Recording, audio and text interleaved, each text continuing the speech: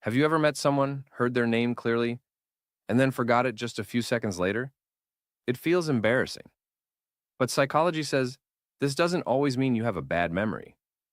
1. Names have no meaning for the brain.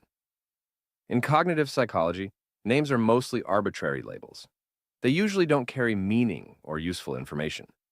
Your brain prefers remembering things that connect to knowledge or experience, so it may easily remember someone's job, personality, or story, but forget their name. Without meaning, the brain simply doesn't encode the name strongly. 2. Your attention was divided.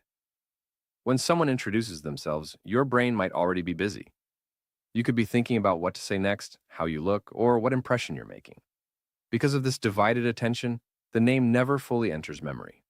If attention isn't focused at that moment, the brain fails to properly store the information. 3. The brain prioritizes faces over names. Humans evolved to recognize faces much more than words.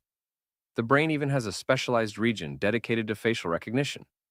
That's why you might clearly remember someone's face weeks later, but the verbal label attached to that face is much easier to forget. 4. An overactive mind can interfere. People who think a lot often struggle with remembering names.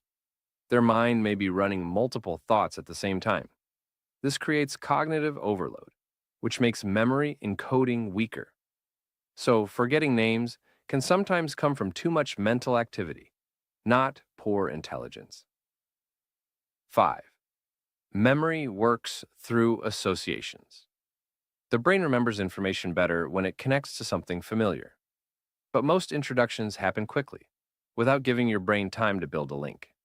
Without an association, like a visual image or trait, the name feels random, and random information is much easier for the brain to discard.